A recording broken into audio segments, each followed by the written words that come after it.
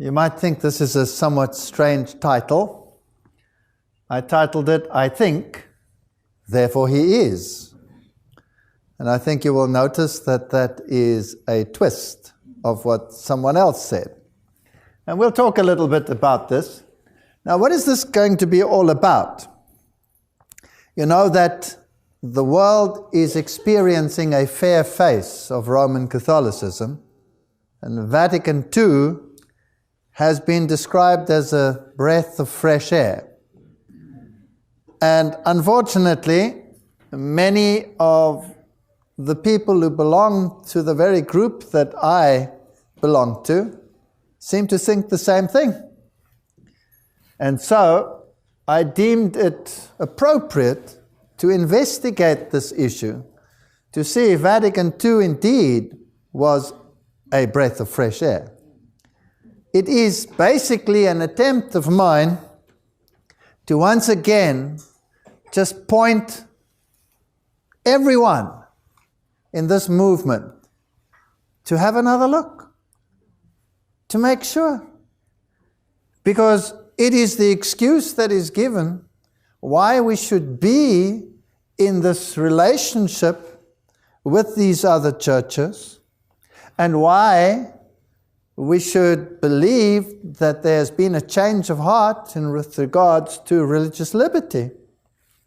And I've heard statements on our television programs that indeed there's been a change of heart, and that people who do not see it are nothing more than conspiracy theorists. I know that I'm harping on this subject, but I want to make a statement on this issue so that I can move on to bigger things and better things. I think, therefore, He is. Pope Francis and Peter Faber, kindred Jesuit spirits, comes from the National Catholic Reporter, and it's September 20, 2013. You see, we're pretty up to date here. We're not too far behind, right? Pope Francis' statements of late on solidarity with the poor, on the need for community, and on refocusing the church's energies away from a narrow focus on sexual issues. Let's get away from all these things that are happening that seem so negative, and who cares who's what in the zoo anyway? May sound shocking to some. This is much different tone than the image of the papacy in recent times. In Paris, Faber, who was a co-founder of the Jesuits together with Ignatius Loyola, also encountered Ignatius Loyola. He tutored Ignatius on Aristotelian philosophy, while Ignatius formed Faber's spirituality. So I'm just showing you the roots from their own sources. Under Ignatius' guidance, Faber mastered the spiritual exercises, and in 1534 he was ordained a priest, and later that year he and 6 other men, including Ignatius and Francis Xavier, took vows as the first members of what became the Jesuit order. So the spirituality that we have in the Jesuit ranks and the philosophy that we have doesn't stem from the Bible. It stems from Greek philosophy, and it stems from a spirituality which is totally different to that which is described in the Bible. So here we have another way to worship God. By the way, the beast that came out of the sea in Revelation chapter 13, what body did it have? It had the body of a leopard. And a leopard is which philosophy? Greek philosophy, because the leopard is Greece, according to Daniel chapter 7. If we go back to Aubigné, History of the Reformation, Inigo, which is the short for Ignatius Loyola, instead of feeling that his remorse was sent to drive him to the foot of the cross, persuaded himself that these inward reproaches proceeded not from God, but from the devil, and resolved never more to think of his sins, to erase them from his memory and bury them in eternal oblivion. Luther turned towards Christ. Loyola only fell upon himself. Visions came ere long to confirm Inigo in the convictions at which he had arrived. He did not seek truth in the Holy Scriptures, but imagined in their place immediate communication with the world of the spirits. Luther, on taking his doctoral degree, had pledged his oath to the Holy Scripture. Loyola, at his time, bound himself to dreams and visions. And chimerical apparitions became the principle of his life and his faith. So in the spiritual exercises, he would focus on an icon, preferably Mary, later the Black Madonna, which became a symbol of the black dress and everything that we see in the Jesuit order. And then he would focus so long and repeat over and over and over certain phrases until he actually experienced this communication with God. So his communication wasn't via the word, it was via an experience. In interview, Pope Francis sets new direction for the church. Yes, there's no doubt that Pope Francis is new, different, reformist, open. The papacy marks a clear, if quiet, break with the public emphasis of so many church leaders over the last decades. So he had this interview with the Jesuits interviewing the Jesuits, publishing in the Jesuit journals, tell you that everything has changed. There's openness. Openness to what? To more sin? Pope Francis calls for social justice against unemployment. He is the Pope of social justice. I want to know what that means. I need to know what does this stand for? What does it mean, social justice? After all, after Vatican II, the papacy is for religious liberty, justice for all, peace and harmony amongst men. Let's first go to the Jesuits and Ultramontanism. From the 17th century, Ultramontanism became closely associated with the Jesuits, who defended the superiority of the popes over councils and kings, even in temporal questions. This comes from very reputable sources. Within the Roman Catholic Church, Ultramontanism achieved victory over conciliarism at the First Vatican Council with the pronouncement of papal infallibility, the ability of the Pope to define dogmas free from error ex cathedra, and the papal supremacy, supreme, full, immediate, and universal ordinary jurisdiction of the Pope. Other Christians not in full communion with Rome declared this as a triumph of what they termed the heresy of Ultramontanism. Now this word Ultramontanism has an interesting history. Ultra, other side, Montanism, mountain. They used to refer to it, the Protestants, as that one other side, the mountain. But before that, the others who weren't in harmony with the papacy were also by the papacy called Ultramontanism, those on the other side. But finally it became to mean all power in one man. And the Protestants said, Ultramontanism, the man on that side of the mountain, this is heresy, there's no such thing. Can all power be in one man? And eventually, Ultramontanism was, of course, accepted at the Council of Trent. But at the First Vatican Council, it received a stamp because the Pope was called infallible by decree. So now he was the Ultramontane, the man in control.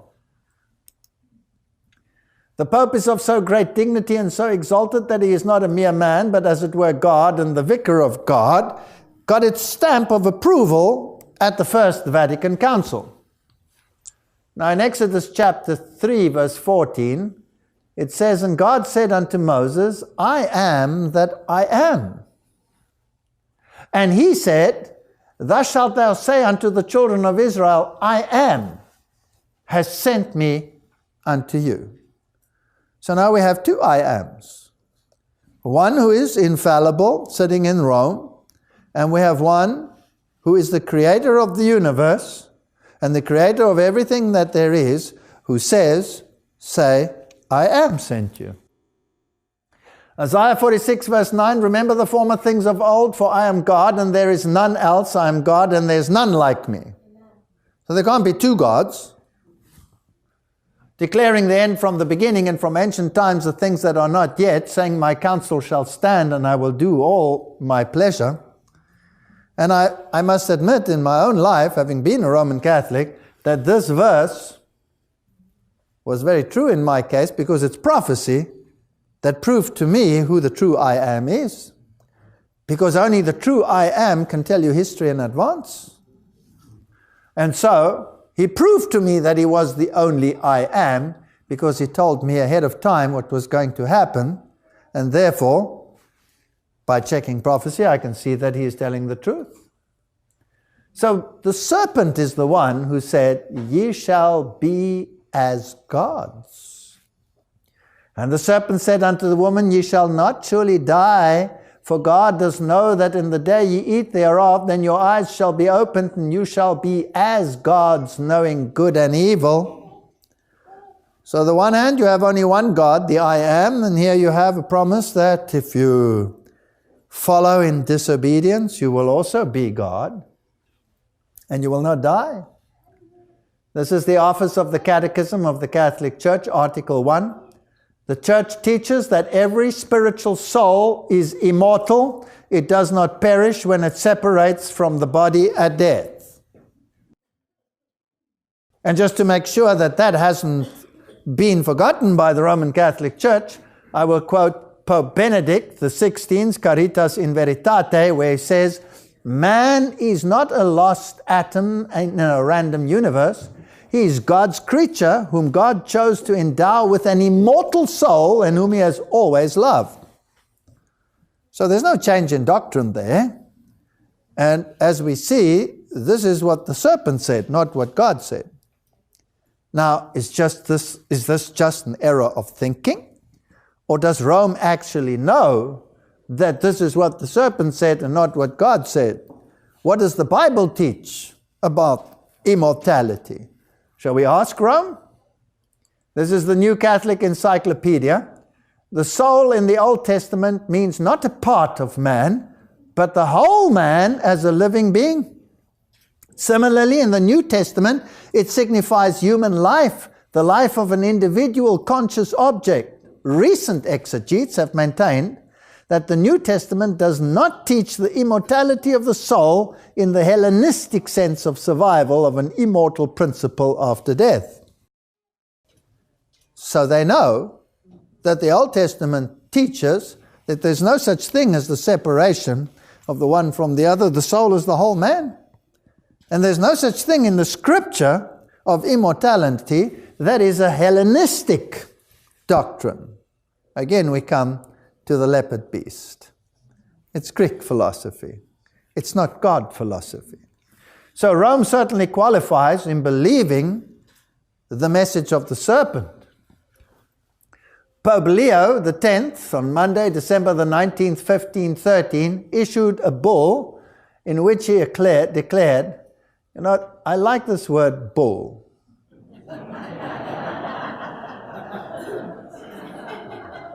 It has such a double meaning.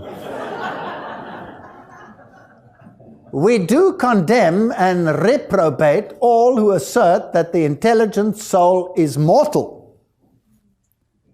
And this bull was directed against the growing heresy of those who denied the natural immortality of the soul and avowed the conditional immortality of man. Now, you know what to me is fascinating in history is that Martin Luther, and here's the man who translated the Bible, and he must have taken great pains to understand the meaning of the words, because how are you going to translate something like that? That Martin Luther, on October 31, 1517, published his defense of his, or in his 1520 published defense of these articles that he pinned to the church door. Luther cited the Pope's immortality declaration as among, quote from Luther, those monstrous opinions to be found in the Roman dunghill of decretals. He had such a way with words, did Luther. Don't emulate Luther in this, please don't. Archbishop Francis Blackburn states, Luther espoused the doctrine of the sleep of the soul upon the Scripture foundation, and then he made use of it as a confutation of purgatory and saint worship and continued in that belief to the last moment of his life. I could give you many more quotes on the issue, but I'm not doing a study on death. I'm looking at a principle here. Martin Luther believed in soul sleep until the resurrection. Does his church believe that today? No. But they call themselves Lutherans. I don't understand why. I would ask the Lutherans, please, to go back to what Luther taught, because it was based on the Bible. William Tyndale is the other one who translated the Bible into the English tongue. British Bible translator came to the defense of the revived teaching of conditional immortality. So he too, grappling with the translation of words, decided, well, this means that the soul must sleep until the resurrection. And he had a major confrontation with Thomas More on the issue, who was the papal legate. And he said, Tyndale said, all souls lie and sleep till doomsday. And in 1930, Tyndale responded vigorously saying, and ye, talking to Thomas More, in putting them, the departed souls in heaven, hell and purgatory, destroy the argument wherewith Christ and Paul prove the resurrection. And again, if the soul be in heaven, tell me why they not be in as good a case as the angels be? And then what cause is there of the resurrection? And then he pressed his contention further and he said, nay, Paul, referring to the Bible, thou art unlearned, go to Master Moore and learn a new way. We be not most miserable, though we rise not again, for our souls go to heaven as soon as we be dead, and are then as great joy as Christ that is risen again. And I marvel that Paul had not comforted the Thessalonians with that doctrine, if he had wished it, that the souls of their dead should rise again. If the souls be in heaven in great glory as the angels after your doctrine, show me what cause should there be of the resurrection. That's how the Reformers argued. And this is the man who gave the world the English Bible. Do the English churches believe what Tyndale taught? Yes or no? No. They prefer to believe what the Pope teaches. The Pope knows that the Bible doesn't say it. He's proved it in his own encyclopedia. But he says, I don't care. I believe what the Hellenists believe. I, after all, have a body of a leopard. So, as far as the doctrines are concerned, they are strictly with serpent language. Pope abolishes state of limbo. And the BBC asks, how can limbo just be abolished? He didn't abolish purgatory because that would be a major problem, because that started the Reformation in the first place. So purgatory is still there. You can still be blasted with a Bunsen burner. Now, how can he do that? Well, the Pope's will stands for reason. He can dispense above the law and of wrong make right by correcting and changing laws. It appears he can also change doctrines as he pleases. Catechism of the Catholic Church, 2nd edition. The Word became flesh to make us partakers of the divine nature. For this is why the Word became man. And the Son of God became the Son of Man, so that man, by entering into communion with the Word, and thus receiving divine sonship, might become a son of God. For the Son of God became man, so that we might become God. The only begotten Son of God, wanting to make us sharers in his divinity, assumed our nature so that he, made man, might make men gods. Now, again, just to make sure I didn't take this from an obscure source, because many accuse me that I use obscure sources. So I hope that the Vatican archives of Vatican.va are not obscure. This comes from their own webpage. This is what they teach. After all, if he has the power to change doctrines based on his reason, then he has elevated himself to the position of a god, right? Well, this is fascinating. And he quotes, of course, Irenaeus and Thomas Aquinas and all these bright people. So who is Thomas Aquinas and where does this doctrine come from? Thomas Aquinas lived at a critical juncture of Western culture when the arrival of Aristotelian corpus in Latin translation reopened the question of the relation between faith and reason, calling into question the modus vivendi that had obtained for centuries.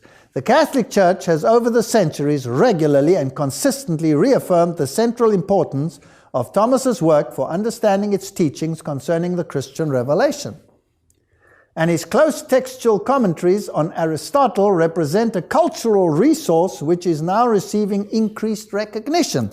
Again, what is the body? Greek. It's Greek philosophy. It's not biblical philosophy. Natural law in Thomas Aquinas, by the High Middle Ages, two strains of interpretation dominated the natural law tradition. One, the order of nature, identified with the Stoics and Ulpian, focused on the physical and biological structures given in nature as the source of morality. The other, the order of reason, identified with Aristotle, Cicero, Gaius, focused on the human capacity to discover in experience what befits human well-being. And Thomas accepted both. The common understanding of the law is defined by St. Thomas as an ordinance of reason promulgated by competent authority for the sake of the common good. Now you have to take care of this one. Now the writer here is Richard M. Gula in his book Reason Informed by Faith, and we'll talk about this author in a moment and about his book. So an ordinance of reason promulgated by competent authority, who would that be? For the sake of the common good. Now, we have to work this one through. Now, let's have a look what natural law means. Natural law doesn't work on the premise of what the word says. Natural law works on what is natural in nature. I want to explain to you what this mindset leads to, and you being steeped in Christian theology, Protestant Christian theology, might take offense. But let us see where this leads us. This comes from the same source, Richard M. Gula, excellent source, Jesuit source. Sexual activity, this is how sins are classified according to Thomas Aquinas. Sexual activity excluding procreation. Thomas classifies them in an order of ascendant gravity. Masturbation, marital contraceptive intercourse, homosexuality, and bestiality. So there are grades of sin. You know, Roman Catholics believe in venial sins and mortal sins and bad sins and not so bad sins and, you know, all of that stuff. Now, it gets worse from masturbation to bestiality in ascendant gravity. Now, these are sins against biological nature, contra nuterum omnis animalis. They are graver, please note, they are graver than the sins which do not exclude procreation. So sins which can lead to procreation, which is the aim of nature, are not so bad as sins that cannot lead to procreation.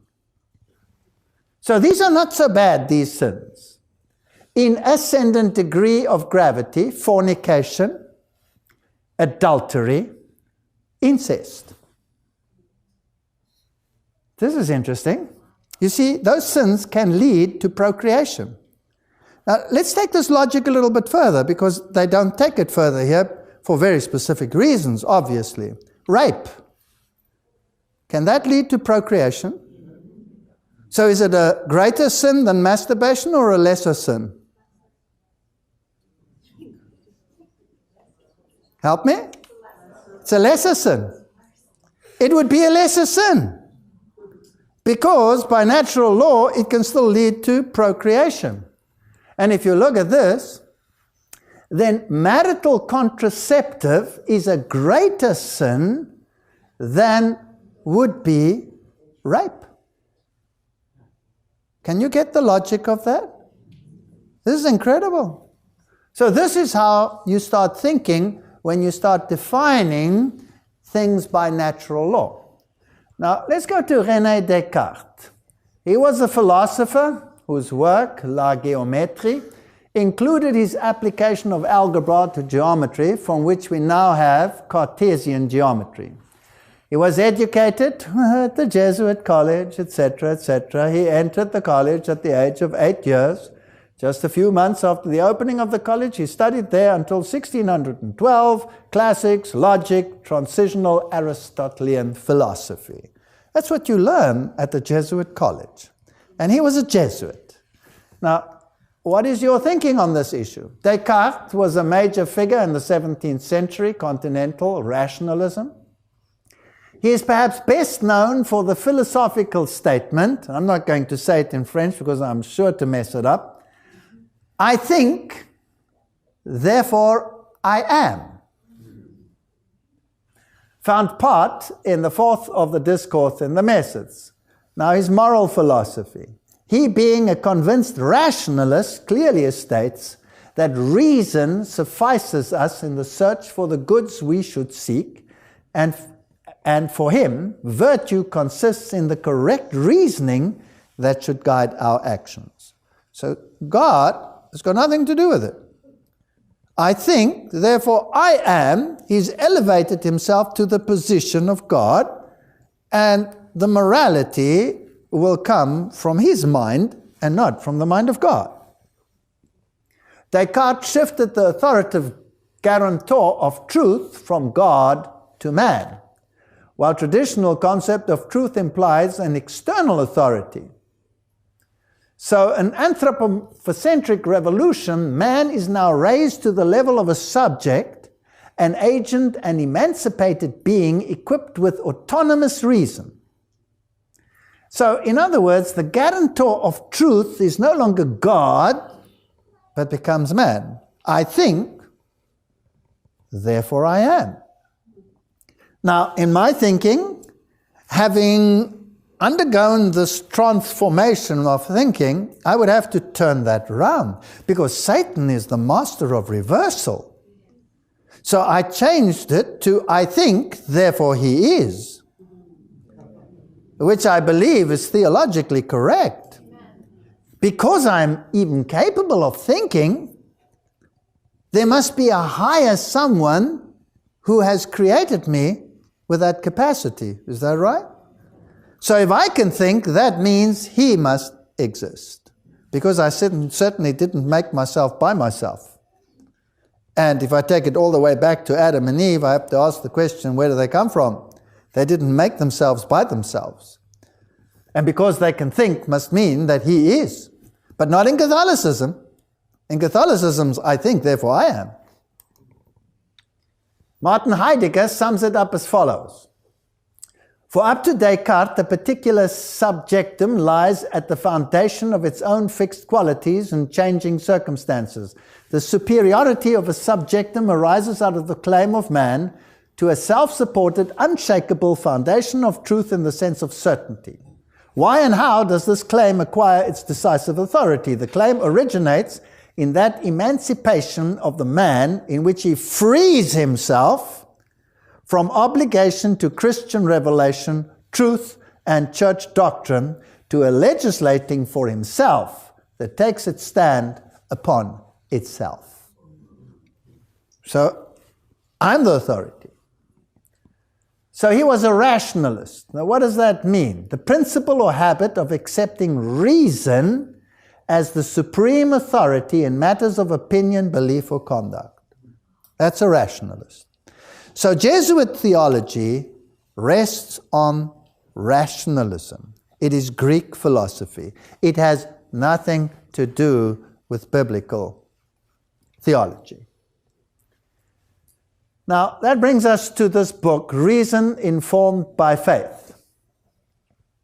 And the author, Richard M. Gula, we've quoted him twice already, professor of moral theology, St. Patrick's Seminary in California. He says natural law is central to Roman Catholic moral theology. It is the kind of reasoning which faith informs. Perhaps the single most characteristic feature of traditional Catholic morality is that the church can teach a morality which is applicable always, everywhere, and for everyone, because it relies on the natural law as the basis for its teaching.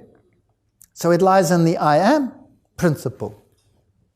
The advantage of using natural law is that the church shows great respect for human goodness and trusts the human capacity to know and choose what is right. Also, by means of appealing to natural law, the church can address its discussion and claims for the rightness or wrongness of a particular action to all persons of goodwill. Now, please note those words. We're going to get to them. All persons of goodwill. Not just to those who share its religious convictions. Now, again, I'd like to think about reason informed by faith. And because this is Jesuit thinking, and we have to, as they do, they say they have to tackle learning with learning, right? So let's do the same thing. In my opinion, this is gospel reversal. And Satan is the master of reversal. Because reason informed by faith is a misnomer. There can be no such title if you're a Protestant.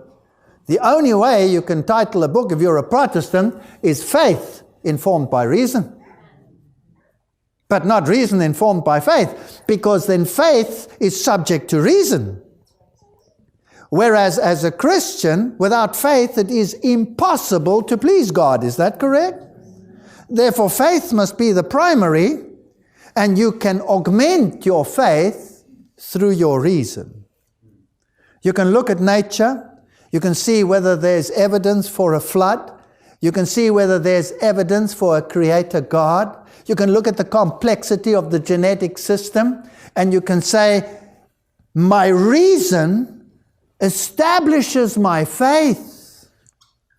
But this is the other way around. This is Jesuit doctrine. This put man above God, puts faith as a lesser to a greater. So Satan being the master of reversal, I would like to propose that we should switch this round. Now, I just put the back cover of the book on for you to show you everybody who endorses it. James J. Walter, PhD, Professor of Christian Ethics, Loyola University in Chicago. Fascinating stuff. Richard A. McCormick, Professor of Christian Ethics, University of Notre Dame. Kenneth R. Himes, OFM, Associate Professor of Moral Theology, Washington Theological Union. William Spohn, S.J., Society of Jesus, Jesuit School of Theology at Berkeley. So this book has the endorsement of the highest Jesuits in the field. And when a Jesuit puts out a book, you know that it has the endorsement of the general of the Jesuits as well, because that's how they work. So this is Catholic theology. We have to look at what this man has to say. John 15, verse 5, I am the vine, you are the branches. He that abideth in me, and I in him, the same bringeth forth much fruit. For without me you can do nothing. It's not for nothing that we held a sermon like that just last night, because it's all part of the package. Luther believed that human reason is blind, deaf, senseless, godless, sacrilegious in its dealings of all God's works and words. So Luther said, our reason is fallen. Catholicism says, no, our reason is paramount. Everything else is subject to it. So here is a clash of ideologies. It's a battle for the mind. This is Richard M. Gula, and he writes, one of the great disadvantages of such an approach is that it can easily lead to handing Christian morality over to the moral philosophy, when religious beliefs do not really make a difference for moral claims. Okay, we should keep the religious beliefs subservient to the reason. The magisterium, that's the bishops, and the hierarchy of the Roman Catholic Church, has appealed to natural law as the basis for its teachings pertaining to a just society. Now, I just want you to run that through your mind again, a just society. That the sins which do not lead to procreation, are greater sins than the violation of personal sanctity. Are you getting what I'm saying? Sexual behavior, medical practice, human life, religious freedoms, relationships between morality and civil law. In any case, the development of natural law tradition among Christian thinkers is due not so much to the scriptures as to the influence of Greek philosophy and Roman law. That's straight out of the mouth of a Jesuit, right? We have to know where we are standing. He also wrote an article, The Way of Goodness and Holiness, a Spirituality for Pastoral Ministers. Gulala directs the readers away from viewing morality as a matter of action and consequence, what shall I do, to the concept of virtue, who am I, what do I want to become? So here is a striving to be good. Who else had that striving and to do it on his terms? Cain. To the concept of who do I want to become is rooted in the ancient Greek and other ethical traditions. Over and over we come with this idea. This is not biblical, this is Greek philosophy. The focus is on the goodness of the actor instead of the good works done, as a spiritual journey is about holiness. Now you must understand this philosophy. We are moving up to holiness by using our reason and our own goodness to get there. A spiritual journey is about holiness. Gula then examines the 4 areas of ministerial formation: human, intellectual, spiritual, pastoral, that are common to the Catholic ministry formation. So here we start getting an idea of where this is going to. This is Greek philosophy. It's got nothing to do with the scriptures. They're quite clear about it. Teilhard de Chardin, who was a Jesuit, dreamed of humanity merging into God and each realizing his own godhood at the omega point. This belief has inspired many of today's New Age leaders, and he's the most quoted New Age occultist. And he was the spiritual father of the United Nations. Now, of course, for many years, the Roman Catholic Church would shout, "Oh, no, we don't want to read his articles and this and that and the other," so that people who get confronted with these ideas might believe the Catholic Church has distanced itself from his teaching. But I have news for you. He's the one who wrote the general convergence of religions upon a universal Christ who satisfies them all. That seems to me the only possible conversion of the world and the only form in which a religion of the future can be conceived. In his major work, Natural Law, this is Richard M. Gula writing again, the Jesuit, writing about a Jesuit. The theological investigation, Joseph Fuchs develops the line of thinking. He maintains that creation is intrinsically connective with redemptive incarnation, so that revelation adds nothing new to what we can discover of the material connect of morality through reason. Natural law itself is graced. Therefore, the rational requirements of morality are the commandments of the Creator. Ooh, all right. So the natural law thinking of Roman Catholicism is graced. We don't have to worry about Scripture. We only have to worry about what the exponents of this morality have to say about it. And it is linked to the creation. It has a progressive. Teilhard de Chardin, his ideas went beyond the toleration expressed in non-overlapping magisteria, or the idea that religion and science need not conflict. Teilhard's union went far deeper than that.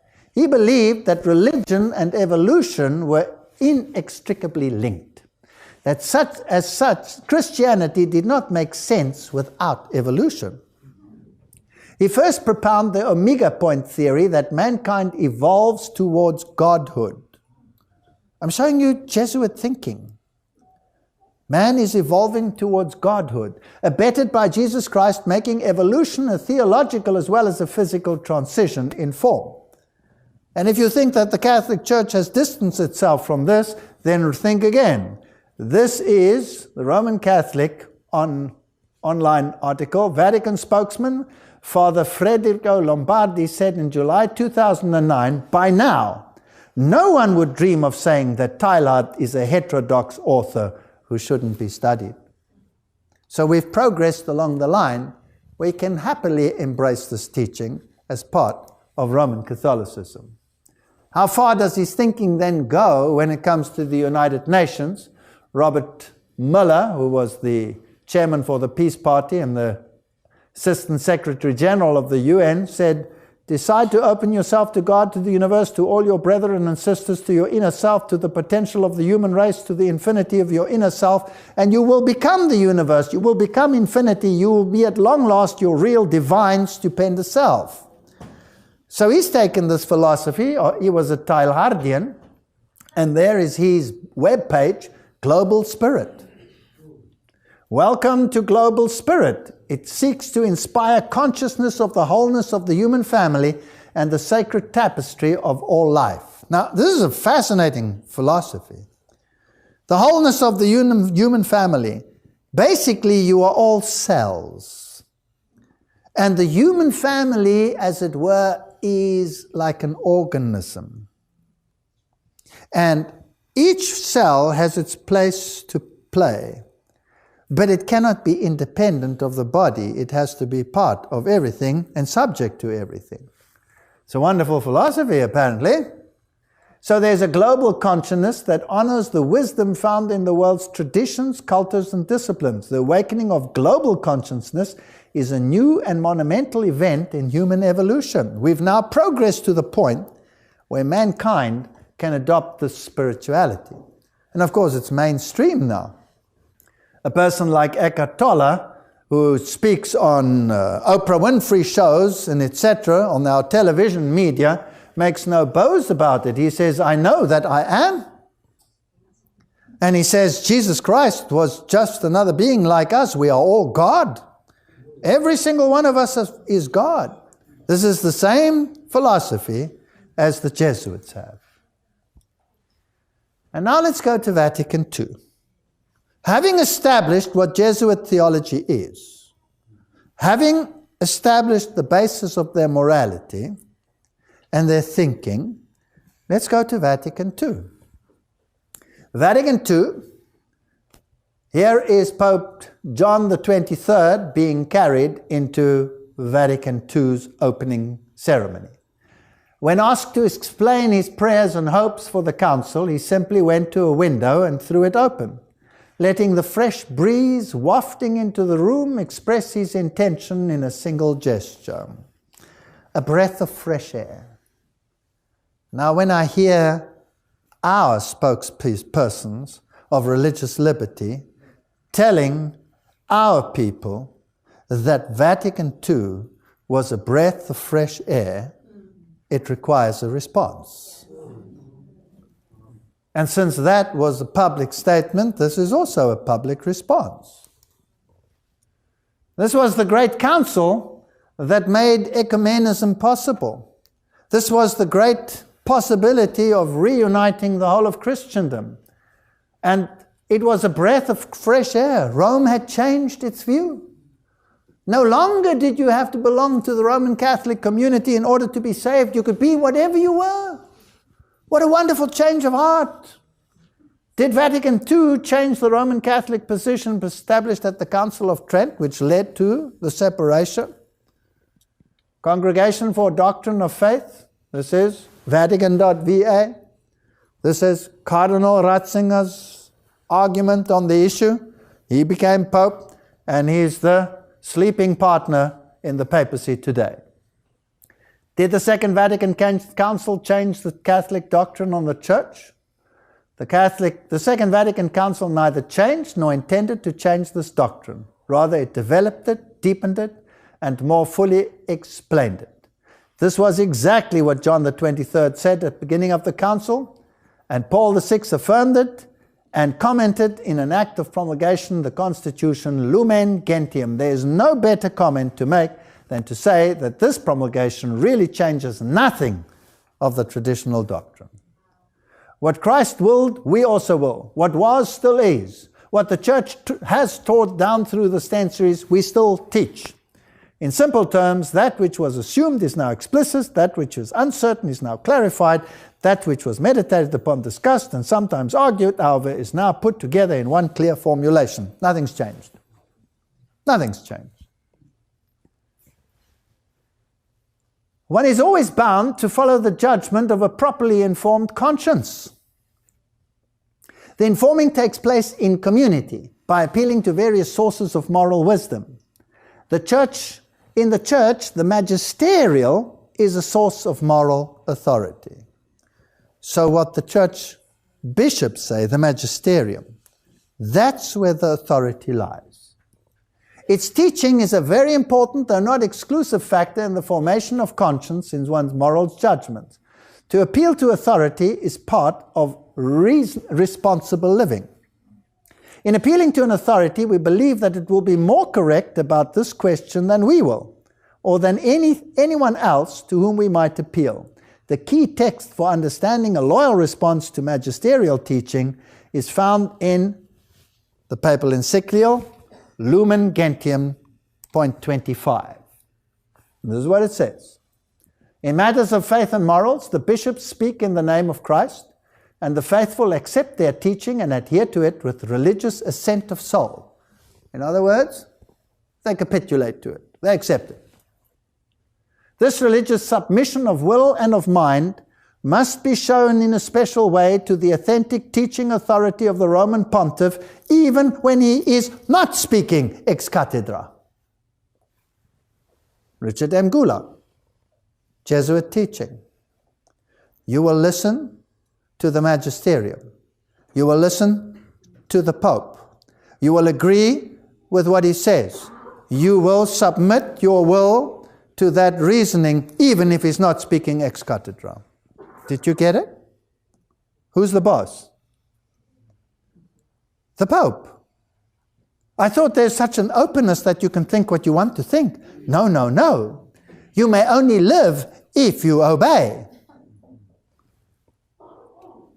In my treatment of formation of conscience, I pointed out that character is formed in community by committing our freedom to a particular object of loyalty. I wonder who that particular object of loyalty could be. And I would have to go back to Ignatius Loyola and his spiritual exercises, where he says, because I cannot speak with Christ directly, I have to choose a substitute who is a ruler and has all these attributes which only the Pope has, and so I must be subject to him. And then by internalizing the images, the rituals, the traditions, etc., which the community has fashioned in order to carry the meaning attached to that object of loyalty. So in other words, like a brainless individual, I go through the liturgies and the rituals of the church, and I adhere to the doctrines of the church because the Pope said so. What does religious assent or submission of will and mind mean in moral matters? This is a modern Jesuit telling us what we must do and how we must think. Religious assent or submission means that such effort and appropriation are motivated by the conviction that Jesus has commissioned the church to teach and that the Spirit guides the church in truth. So what the church says is right. You will not argue with the church. Francis A. Sullivan, an ecclesiologist from the Gregorian University in Rome, another Jesuit institute, has analyzed this expression in his masterful work, The Magisterium, Teaching Authority in the Catholic Church, and offers this summary statement of its meaning. Why is it necessary for me to go through all of this? It's necessary for me to go through all of this because there are people in Protestant communities, my own not excluded, who believe that Rome has changed. And therefore we can sit in ecumenical council. What does this mean? What does this authority say? As I understand it then, to give the required obsequium religiosum. They use such nice names. To be obsequious is to be submissive to this religious authority. To the teaching of the ordinary magisterium means to make an honest and sustained effort to overcome any contrary opinion I might have and to achieve a sincere assent of my mind to this teaching. I will not think about it. I will make an effort to submit. How far do I go in this, Mr. Gula? The official text of the 1978 National Catechetical Directory, Sharing the Light of Faith, states, it is the task of catechesis to elicit assent to all that the Church teaches. For the Church is the indispensable guide to the complete richness of what Jesus teaches. When faced with the questions which pertain to dissent from non-infallible teaching of the Church, it is important for catechists to keep in mind that the presumption is always in favor of the magisterium. No matter what I may think, they're right. And then he has this marvelous statement. And you know, they have a way with words.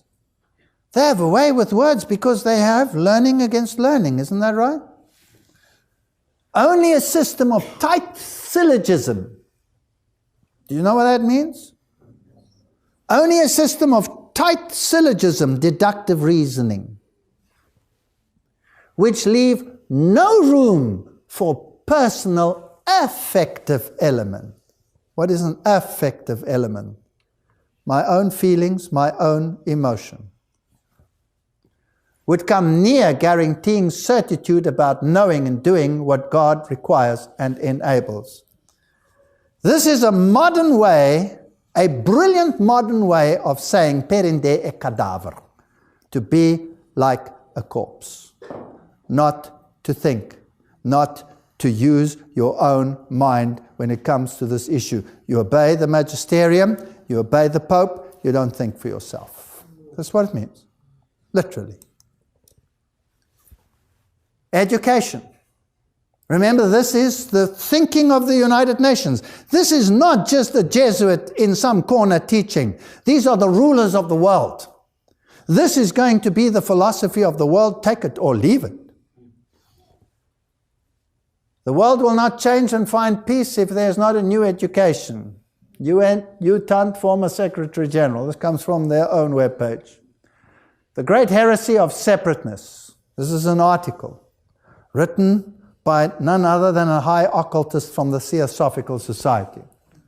A concentration of thought upon personal individuals seeking personal rather than spiritual freedom is the way which leads downwards. Excuse me. The pathway of self is the pathway to ever deeper realms and spheres of matter until finally annihilation comes at the end of the cosmic cycle when matter itself dissolves. Maya as matter is illusion. The great heresy, and the only real heresy, is the idea that anything is separate.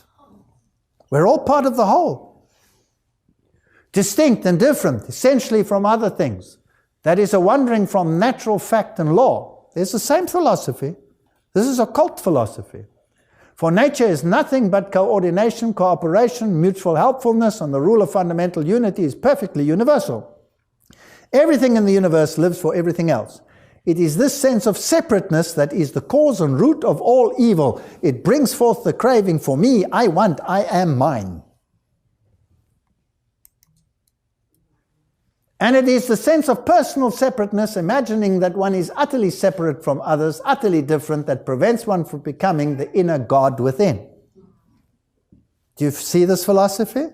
This is Jesuit philosophy. For by becoming that inner God, you become consciously at one with the universe for which you are a child, an inseparable part. That means drawing up strength, inexhaustible wisdom without compass, drinking at the fountain of inspiration which flows from the heart of the universe. Everyone is rooted in the common fountain of the cosmic life, intelligence, substance. Golden Precepts of Esotericism, published in Theosophical University Press. I think, therefore I am. No, I think, therefore he is. 2 Corinthians 6:17, wherefore come out from among them and be ye separate, says the Lord, and touch not the unclean thing, and I will receive you. And I heard another voice from heaven saying, come out of her, my people, that you be not partakers of her sins, and that you receive not of her plagues. For her sins have reached unto heaven, and God has remembered her iniquities. We have a choice here. We're either with them, or we're not with them. Robert Mueller, remember? Former Secretary General. He's also the author of the World Core Curriculum. What does he have to say on the issue? Steer our children towards global citizenship, earth-centered beliefs, socialist values, and a collective mindset, which is becoming a requirement for the 21st century workforce.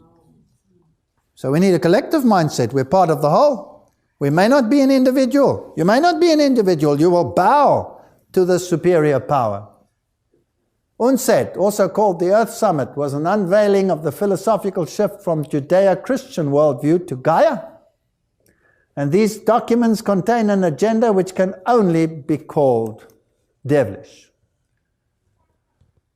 Joan Vian writes, in feudalistic times, only the king and nobility owned land and had freedom.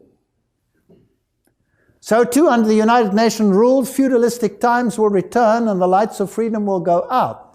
With the adoption of sustainable development at UNCED, man was demoted to the same level as a plant or an animal. You may not have a mind of your own. The former director of the World Health Organization, Dr. Brock Chisholm, goes further. He says, to achieve world government, it is necessary to remove from the minds of men their individualism, loyalty to family traditions, national patriotism, and religious dogmas.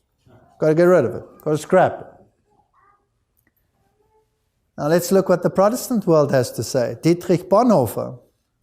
I quite admire this man. He had the guts to stand up against Adolf Hitler, and he died for his convictions. He said, through the call of Jesus, men become individuals. That's the exact opposite doctrine, isn't it?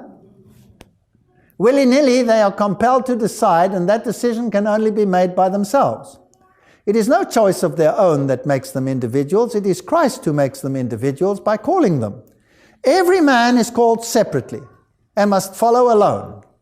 But men are frightened of solitude, and they try to protect themselves by merging themselves in the society of their fellow men and their material environment.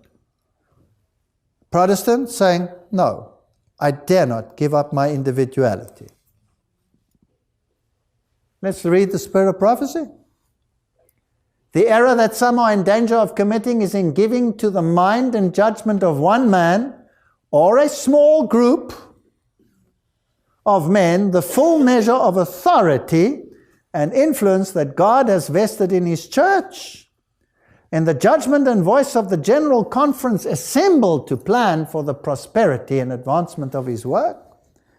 You may let no man tell you your duty. No man. Even if he is the General Conference president, he doesn't have the right to tell you what to do. He can give you advice, but he doesn't have the right to tell you what to do. No group of men in any capacity within any church may be set aside to tell you what you may believe, what dogma is right and what is wrong. There may not be an institution where you send something to and say, is this man right or is this man wrong? And that word stands. It's against God's law. No such thing in God's church. The only voice that is acceptable is the entire assembly at a general conference where every delegate from the whole field of the world makes a decision. Not me saying so. Read it there. Testimonies, volume 9. It is dangerous work to invest men with authority to judge and rule their fellow men. Not to you nor to any other man has been given power to control the action of God's people, and the effort to do this must be no longer continued. That's pretty straightforward. That's pretty straightforward. So nobody may tell me my duty. I am responsible to God as to what I believe and what I preach. I may take counsel, I may take advice, But if a general conference assembly decides an issue, then I must surrender whatever idiosyncrasy I might have on a particular matter. That's the teaching from the spirit of prophecy. Sometimes a man who has been placed in responsibility as a leader gains the idea that he is in a position of supreme authority and that all his brethren, before making advance moves, must first come to him for permission to do that which they feel should be done. Such a man is in a dangerous position. He has lost sight of the work of a true leader among God's people. Instead of acting as a wise counselor, he assumes the prerogative of an exacting ruler. God is dishonored by every such display of authority and self-exaltation. It doesn't belong in God's church. There are two sets of norms here. One that is set by Rome, and one that is set by God. And never the twain shall meet. And if that which is set by Rome starts coming into the church, then you must protest because it's against God's will. It's against God's will. IgnatianSpirituality.com, Loyola Press, Karl Rahner, one of the architects of Vatican II. One of the most important theologians of the 20th century, Karl Rahner, was born March 1904. He was the fourth of 7 children, the son of a local college professor, devout Christian, and a devout Christian mother. He followed his older brother Hugo and entered the Jesuit community. As a Jesuit novice, Rahner was formed in the spiritual exercises of Ignatius Loyola. That's his spirituality. Outside the Bible, it's what I experience through my methodology. The formation had a lasting influence on his spiritual and intellectual development.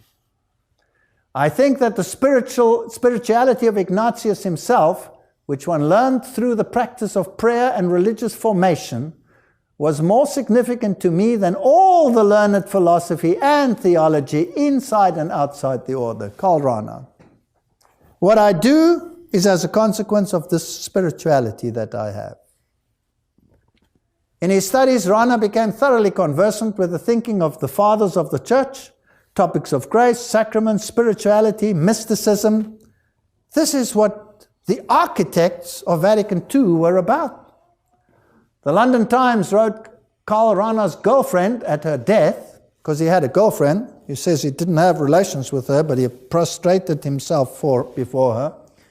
She remained a practicing Roman Catholic to the end of her days, but campaigned for abortion against celibacy, as well as against the power of the priesthood. In spite of that, she counted amongst her personal friends Cardinal Joseph Ratzinger.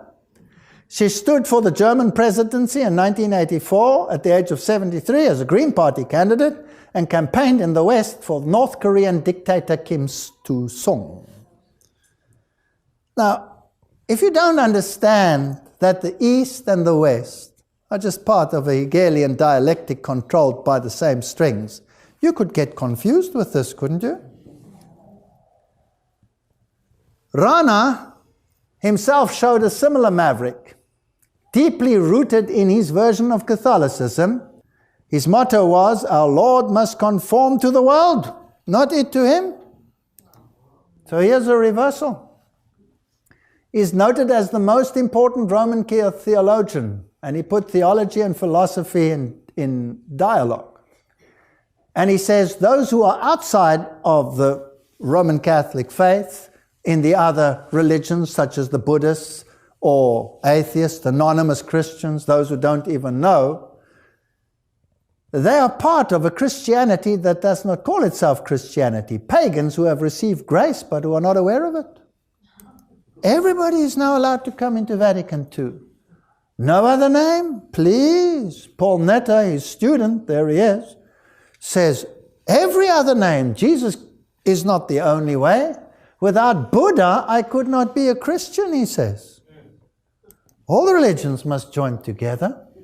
And at Assisi, they all come together and they sing the same tune. At the conclusion of Vatican II, Pope Paul VI told the bishops that their church had decided to opt for man.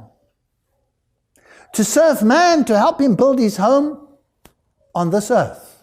Man with his ideas and his aims, man with his hopes, his fears, man in his difficulties and suffering, That was the centerpiece of the church's interest, said the bishop, pontiff to his bishops, Malachi Martin.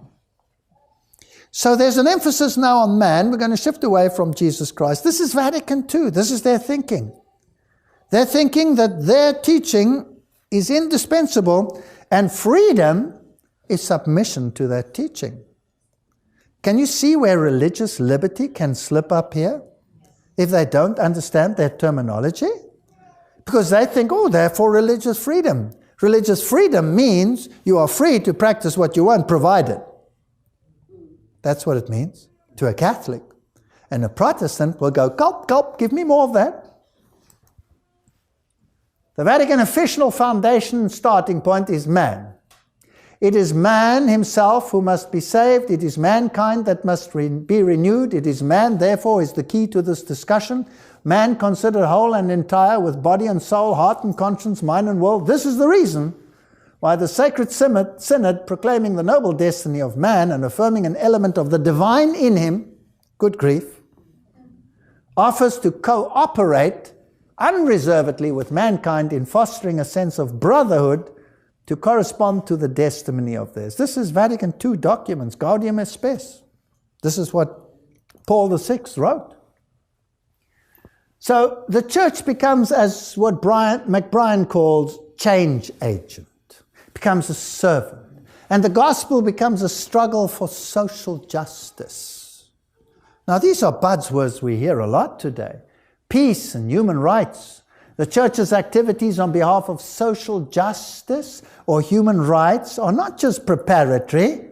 This is the mission. The church's commitment to an involvement in the struggle for social justice, peace, and human rights is an essential constitutive part of its mission.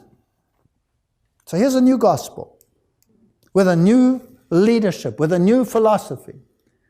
Israeli sources say Pope plans peace meeting between Abrahamic religions. All of them must come together. Pope calls for religions to unite. He urged members of all religions and those belonging to no church to unite to defend justice, peace, the environment, and not to allow the value of a person to be reduced to what he produces. So this is a new gospel. And everybody hails this as the greatest Christian who ever lived. The Anglican Church already indicated that it was subject to Rome. And the present new Anglican bishop, now please, I don't knock the man. He has strange ideas, biblically speaking, but perhaps he's just confused. Shift in style as outsider Justin Welby and Pope Francis get together. Francis is the first Jesuit Pope and Welby is the first Archbishop of Canterbury from the charismatic evangelical organization. He said the Jesuits are older, more accomplished, and more likely to survive the century. The fact his spiritual director is Catholic Benedictine is probably a good sign of how he sees the churches working together, locally, spiritually, and personally, not as organizations. His spiritual director is a Benedictine Catholic who practices Ignatian spirituality. So he's being trained by a Roman Catholic Jesuit thinking. And here he is coming to the Vatican. Let's have some sound on this and listen to what they say. It sounds so nice and benign. Pope Francis walked along with the new Archbishop of Canterbury, Justin Welby, at the Vatican.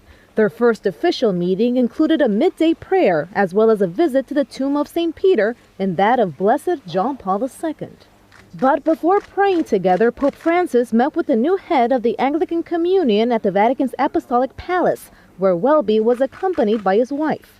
There, both leaders talked about the common ground they share. To start off, the Pope mentioned the fact that they were both sworn in recently. Avendo iniziato I nostri rispettivi ministeri a pochi giorni di distanza l'uno e l'altro, avremo sempre un motivo particolare per sostenerci a vicenda con la preghiera. Pope Francis and Welby admitted that the relationship between the Catholic Church and Anglican communions is complex. Yet the will to promote Christian values is a common value they both share. But for that to happen, they said reconciliation and unity are essential.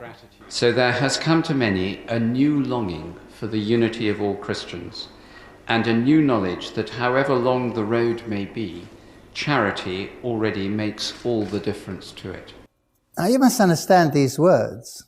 There's a longing for this unity, and charity makes all the difference. Now this word charity is a fascinating word. Charity. Generous action or donation to aid the poor, ill or helpless, to devote one's life to charity. It has also been included in the King James Version as a translation of agapeo, which is a rather unfortunate translation, in my opinion. Something given to a person or person in need, alms. She asked for work, not charity, a charitable act of work, etc. Benevolent feeling towards those in need. And the word charity comes from the Latin caritas, which Jerome used to translate the word agape. In Paul's Psalm of Love, it is set forth as an innermost principle contrasting with prophecy and knowledge, faith and works, as a motive that determines the quality of the whole inner life and gives value to its activities. Almsgiving. With the growing legalism of the church and the prevalence of monastic ideals of morality, caritas came to mean the very opposite of Paul's agape. Please note, this comes from BibleStudyTools.com, dictionary. And so there is a shift in meaning of this word in today's usage. In which way is the papacy using it? As agape? Or as being there for the materially poor? That is the question we have to ask ourselves. Isaiah 66, verse 1. Thus says the Lord, the heaven is my throne and the earth is my footstool. Where's the house that you build unto me, and where's the place of my rest? For all those things has mine hand made, and all those things have been, says the Lord. But to this man will I look, even to him that is poor, and of a contrite spirit, and trembleth at my word.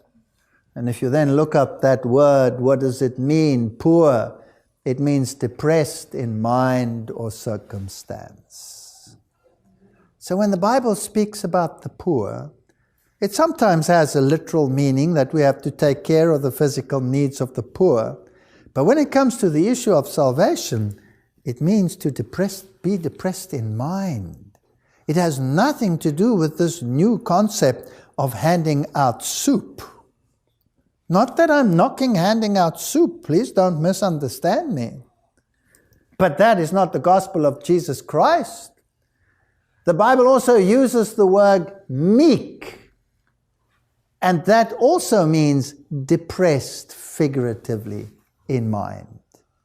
So here are those who have been subject to the devil. Now, when the Pope wrote the encyclical, Pope Benedict XVI, the current retired Pope, he wrote the encyclical Caritas in Veritate, where he expounds on this issue. And he says, man's earthly activity, when inspired and sustained by charity, contributes to building of the universal city of God. Fascinating. You know that Abraham longed for a city whose builder and maker was God. Here we're talking about another city, which is the goal of the history of the human family. In the increasingly globalized society, the common good and the effort to obtain it cannot fail to assume the dimension of the whole human family. That is to say, the community of peoples and nations in such a way as to shape the, earthly city in a unity and peace, rendering it to some degree an anticipation and prefiguring of an undivided city of God. So he wants an earthly city.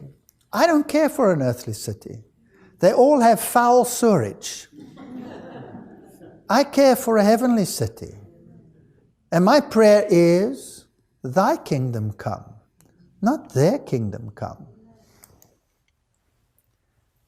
First ever International Day of Charity. Thank you. UnitedNations.org. We recognize the role of charity in alleviating poverty. Okay. Here we have the philosophy, and when they use the word charity, it doesn't mean what the King James Bible meant when it said charity. It means what they think is charity today. So the gospel has become something else. The continual application to contemporary circumstances began with the encyclical Solicitudo Re Socialis, with which the servant of God, Pope John Paul II, chose to mark the 20th anniversary of the publication Popularum Progressio. Until that time, the only Rerum Novarum had been commemorated in this way. Now a further 20 years have passed. I express my conviction that Popularum Progressio deserves to be considered the Rerum Novarum of the present age, shedding light upon the humanity's journey towards unity. Now, you have to shake your heads a little bit to wake up, because this is a serious issue. This affects us. Rome is supposed to be this magnificent organization that aspires to religious liberty and liberty for all. But their definition of liberty is totally different to everyone else's definition of liberty. And now he says, that is Pope Benedict, that this encyclical and Rerum Novarum, Popularum Progressio, is the Rerum Novarum of the present age. Which means we'll have to study this stuff. Paul VI in Popularum Progressio called for the creation of a model of market economy. We need a new model of market economy. In this way, he was applying on a global scale the insights and aspirations contained in Rerum Novarum, a previous encyclical. That the civil order for its self-regulation also needed intervention from the state for purposes of redistribution. Please note these words. I'm quoting now encyclicals, in case someone says this is a secondary source. These are primary sources. They come directly from the Vatican page. This is all Caritas in Veritate. Political authority also involves a wide range of values, which must not be overlooked in the process of constructing a new order of economic productivity, social responsibility, and human in scale. Human. The state's role seems destined to grow as it regains many of its competences. In some nations, moreover, the construction and reconstruction of the state remains a key factor in their development. So some nations have to be reconstructed. In order to reconstruct them, you must first deconstruct them. Perhaps blow them off the face of the earth so that they can become what they should become. Alongside economic aid, there needs to be aid directed toward reinforcing the guarantees proper to the state of law. Now we're linking it with a previous lecture. These are the rulers. These are the rulers of the world, and this is their standard. A system of public order and effective imprisonment. This is Pope Benedict speaking. He's still alive. Okay. So what is Catholic social teaching all about? After all, do we not at the current time have a Pope who says he stands for social justice? And everybody swallows the word and says, how delightful, can I have another morsel? Do we know what Catholic social justice means? Do you know where we are heading? And my dear church, do you know what Catholic social justice means? Catholic social teaching, look it up on their webpage. Most would accept that Catholic social teaching in its current form began with the encyclical Rerum Novarum. They all say that. And it's presently ended with Caritas in Veritate, from which I just quoted. And here is Popularum Progressio, which Pope Benedict says is the Rerum Novarum of our day. Popularum Progressio is the encyclical written by Pope Paul on the topic of the development of peoples. I would like to know where this development is leading. Here it is from that encyclical. The teaching set forth by our predecessor, Leo the 13th, in Rerum Novarum is still valid today. Now, Pope Benedict said, this encyclical is the encyclical for our day. That encyclical says, whatever I say is in harmony with Rerum Novarum. The rule of free consent remains subservient to the demand of natural law. What does that mean? I've just explained it to you for about an hour. I know your minds must be tired by now, because mine is about to capitulate.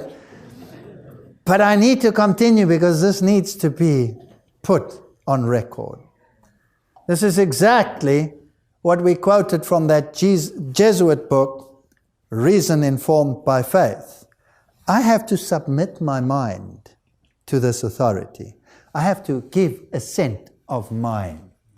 The rule of free consent remains subservient to the demand of natural law. I have to obey natural law. And who's the one who promulgates natural law? It's the Pope. He's infallible. Towards an effective world authority. This is the Pope speaking, Popularum Progressio. This is Pope Paul VI, the final architect of the second cycle of Vatican II. Such international collaboration among the nations of the world certainly calls for institutions that will promote, coordinate, and direct it until a new juridical order is firmly established and fully ratified. Every nation will fall under the same law. As we told the United Nations General Assembly in New York, your vocation is to bring not just some peoples, but all peoples together as brothers.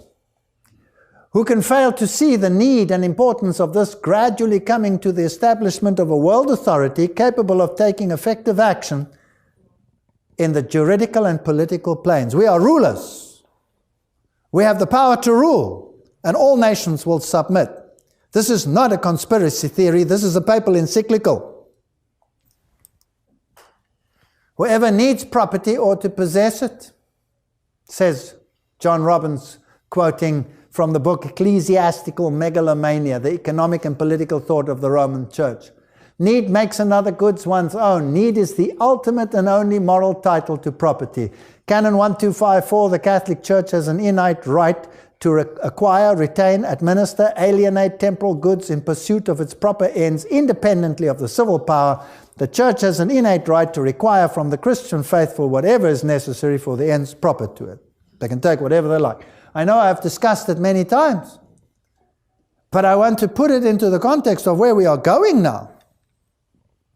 Universal destination of goods, what does that mean? It sounds so interesting.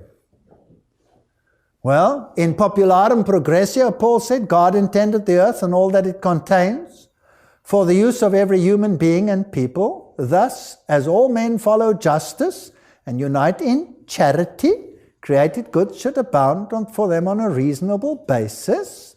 It is a grave and urgent social duty to redirect them to their primary finality. Basically, if you work on the soil, with the soil, the produce of the soil is yours. If you are a worker on a farm, the farm actually belongs to the worker, because the one who works by natural law is the one who gets from it, not the owner. There's no such thing. Rerum Novarum, Article 31. It cannot, however, be doubted that to attain the purposes we are treating of, not only the Church, but all human agencies must concur. Everybody. All who are concerned in the matter should be of one mind, and according to their ability, act together. This has to be.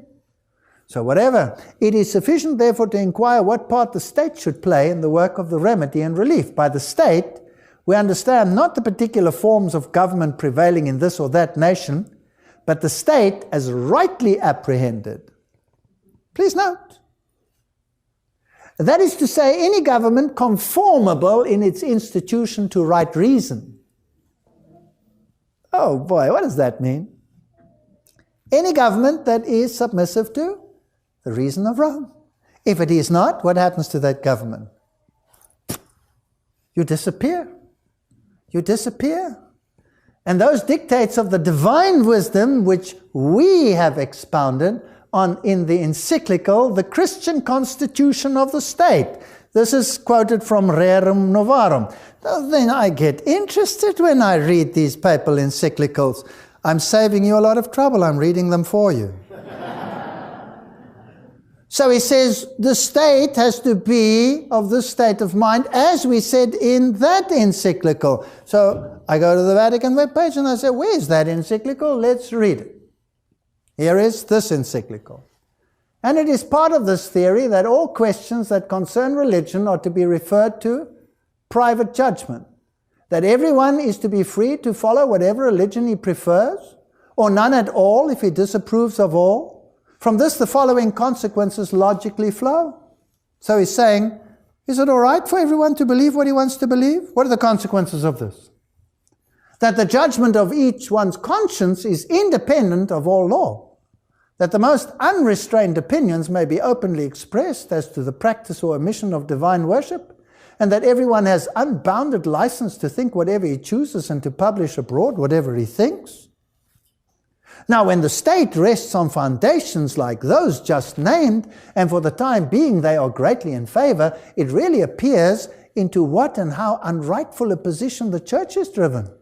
For when the management of a public business is in harmony with the doctrines of such kind, the Catholic religion is allowed the standing in civil society equal only or inferior to societies alien from it.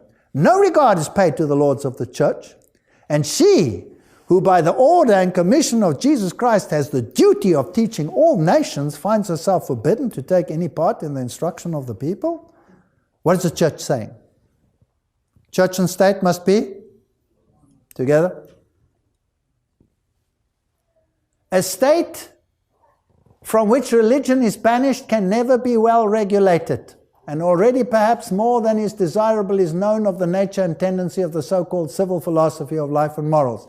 The Church of Christ is the true and sole teacher of virtue and guardian of morals. She it is who preserves in their purity the principles from which duty flows, and by setting forth most urgent reason for virtuous life bids us not only to turn away from wicked deeds, but even to curb all movements of the mind that are opposed to reason. Don't think for yourself, we'll think for you, even though they may not be carried out in action. To wish the church to be subject to the civil power in exercise of her duty is a great folly and a sheer injustice. That's Rome speaking. So our religious liberty, friends, does the Roman Catholic Church grant you religious liberty? Definitely not. It is lawful, says St. Thomas Aquinas, for a man to hold private property. But if the question is asked, how must it be used? The church replies, in the same words of the doctor, man should not consider his material possessions his own, but common to all. I've discussed this many times. Ahab took Naboth's vineyard at the instigation of Jezebel. To act with strict justice, with that justice which is called distributive, says Rerum Novarum. So that's what St. Thomas says. The state has a duty to take from those that have and give to those that are poor, that have not. Rerum Novarum says, and here we are reminded of the confraternities, societies, religious orders which have arisen by the church's authority and the piety of Christian men. The annals of every nation down to our own days bear witness of what they have accomplished for the human race. It is indisputable that on grounds of reason alone, such associations, being perfectly blameless in their objects, possess the sanction of law of nature. In their religious aspect, they claim rightly to be responsible to the church alone. The rulers of the state accordingly have no rights over them, nor can they claim any share in their control. On the contrary, it is the duty of the state to respect and cherish them, and if need be, to defend them from attack. Don't touch the church. We're in control. State, you will take everybody else's money, but you will leave us alone. That's what Rerum Novarum said. Deutsche Wirtschaftsnachrichten, German economic news.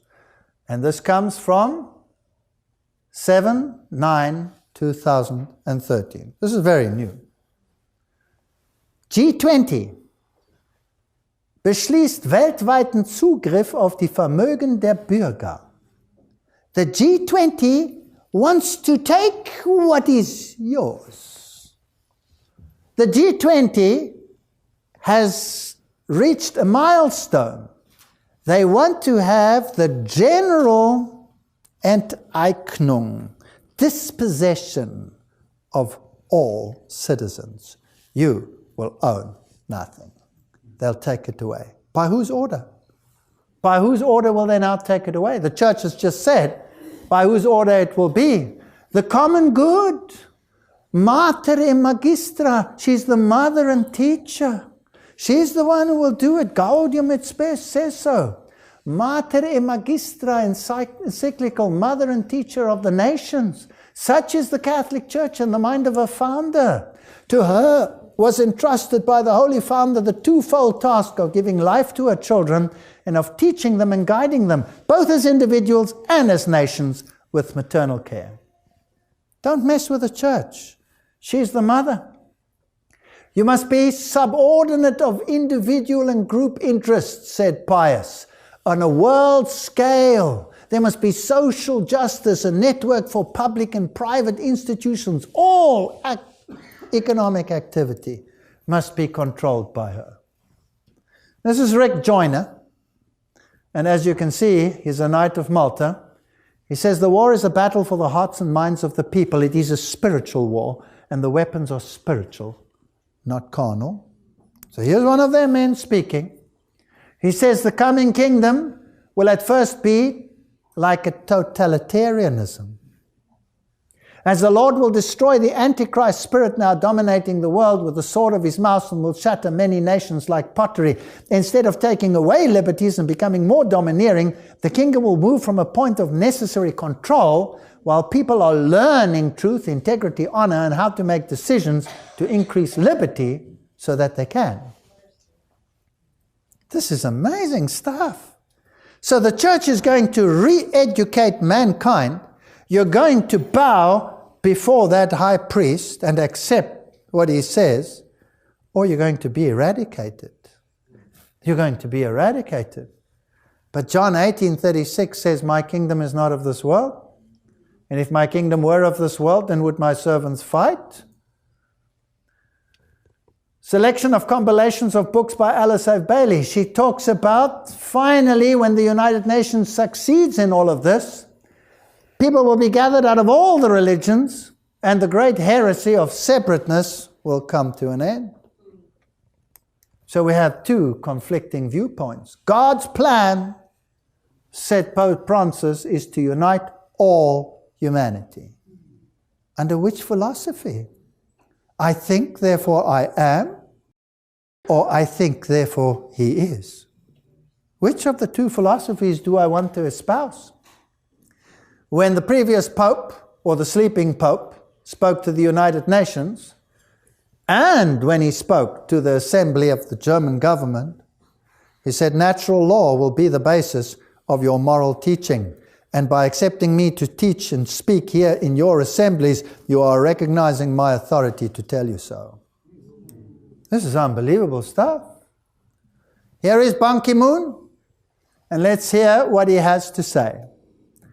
When Pope Francis was elected, he immediately went to see him.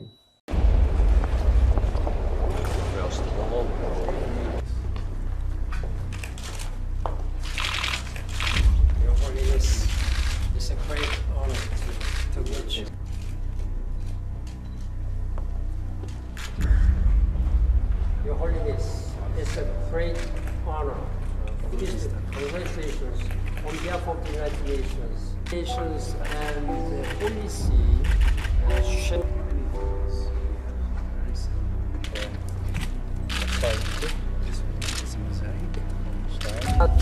of the United Nations. I'm just coming back from the Vatican. I was greatly honored to have an audience so early in his tenure. I told His Holiness that his choice of name after Saint Francis of Assisi was a powerful message for the many goals and principles shared by the United Nations. I was especially privileged to meet Pope Francis as we mark 1,000 days to the deadline for the Millennium Development Goals. 1,000 days to the development of the Millennium Goals. What are they? To eradicate extreme poverty and hunger by the year 2015. That's not too long away, is it? To achieve universal primary education, promote gender equality and empower women, reduce child mortality, combat HIV/AIDS, ensure environmental sustainability, reduce biodiversity loss, achieving it by 2010, develop a global partnership for development. These are fascinating points. Rule-based, predictable, non-discriminatory trading and finance system, deal comprehensively with developing countries' debt. All of these must be achieved by 2015. Poverty must disappear by 2015. How do you do that? Well, there are two ways of doing it. Either you take every cent that anybody has on this planet and you redistribute it, or else you get rid of all that are poor. The only two ways in which to do it. Pope John Paul stated, when through the centuries she has made laws concerning Sunday rest, the Church has had in mind above all the worker. And then he quotes Pope Leo, and he says in his encyclical Rerum Novarum, which Benedict says is binding today, Sunday rest is a worker's right which the state must guarantee. Let's read it there in Rerum Novarum. From this follows the obligation of the cessation from work and labor on Sunday and certain holy days. The rest from labor is not to be understood as merely give way to idleness, much less must it be an occasion for spending money and for vicious indulgence, as many would have it to be, but it should be rest from labor hallowed by religion. Let the working man be urged and led to the worship of God, to the earnest practice of religion, and among other things to the keeping holy of Sunday and holy days. Let him learn to reverence and love the Holy Church, the common mother of us all. Where's Jesus? And hence to obey the precepts of the Church and to frequent the sacraments, since they are the means ordained by God of obtaining forgiveness of sin. Good grief, I think I'm going to have an apoplectic fit.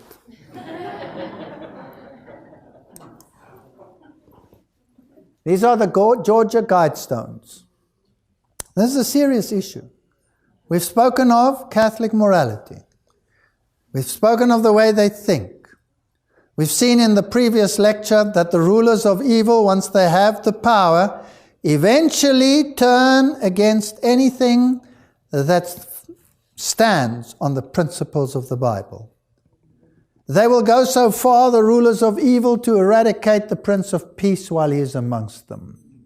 They will go to the persecution of those who follow Jesus Christ and the freedom which he promises. They will destroy and obliterate anyone who stands on the principles of the Bible. Now, the Georgia Guidestones are fascinating. The construction began in 1979. When a stranger, who was known as Mr. Christian, came and wanted to occupy a certain piece of land to erect these Guidestones. Now that was a pseudonym, and we'll look at it a little bit further. The Georgia Guidestones, center cluster, erected March 22, 1918. Let these be guidestones to an age of reason. Now, after this lecture, whose will stands for reason? The Pope's will stands for reason. This is Roman Catholic thinking. Reason is the only basis upon which morality and a civilization of the future can be envisioned. Let's go a little further. Babylonian cuneiform, Classical Greek, Sanskrit, Egyptian hieroglyphics, all these languages written there. Let these be guidestones to an age of reason. Author, a pseudonym, R.C. Christian. Now that's a fascinating pseudonym. What could R.C. stand for? Huh? Which church claims to have principles based on reason? Only the Roman Catholic Church. We've seen it in their philosophy. We've seen it in their encyclicals. And I apologize for boring you with all those encyclicals, but if I used any other source, everybody would say those are secondary sources. We have to get it out of the horse's mouth, all right? So the author is R.C. Christian, a small group of Americans who seek the age of reason. There's a time capsule placed 6 feet below the spot on such and such a date, which is not there. It is to be opened on whatever. Who knows? They're going towards this point. What do they want? They are astronomically situated. They have alignments with the astrological features and the astronomical features. This is the philosophy of the esoteric world. And they are very precisely constructed. If you look at all the dimensions, that's a lecture in itself. I don't want to go there in this lecture. I just want to look at some of the principles. Here are the principles. Maintain humanity under 500 million in perpetual balance with nature. That's 500 million people. Now there are currently about 7.5 billion people on the planet. What's going to happen to the other 7 billion? How do you get rid of 7 billion people? Guide reproduction wisely, improving fitness and diversity. Unite humanity with a living new language. Rule passion, faith, tradition, and all things with tempered reason. Rule with tempered reason. Excuse me, who has the power to rule? Who has the mark of Cain? Who has the sign of Anu to rule over the children of disobedience? Protect people and nations with fair laws and a just court. Just, of course, only in the sense of their justice. Let all nations rule internally, resolving external disputes in a world court. Avoid petty laws and useless officials. That's the only good law they have. Balance personal rights with social duties. Prize truth, beauty, love, seeking harmony with the infinite. And do not be a cancer on the earth. Leave room for nature. Leave room for nature. This is the moral, social philosophy of R.C. Christian. And there are all the parameters that we see. Revelation 19:11, and I saw heaven opened, and behold a white horse. And he that sat upon him was called Faithful and True. And in righteousness he does judge and make war. His eyes were as flame of fire, and on his head were many crowns. And he had a name written that no man knew but he himself. And he was clothed with a vesture dipped in blood, and his name is called the Word of God. And the armies which were in heaven followed him upon white horses, clothed in fine linen, white and clean. And out of his mouth goes a sharp sword, that with it he should smite the nations. And he shall rule them with a rod of iron, and he treadeth the winepress of the fierceness of the wrath of Almighty God. I am convinced we are at the very culmination of history. I am convinced that the final events proclaimed in the Word of God are coming to fruition. I am convinced that everybody who believes the Word of God must separate himself from the mindset which we have just discussed. If we don't, we are part and parcel of that evil. And if we don't do it, we will be destroyed in this war when this king comes on his white horse. Not because he wants to destroy us, but because sin and Christ are incompatible. And if I cling to sin, I will be destroyed together with my sin. May our people realize that Vatican II was not a breath of fresh air. It was something sulfurous from the bottomless pit. And may the Lord help us to have enough wisdom to discern truth from error. Amen.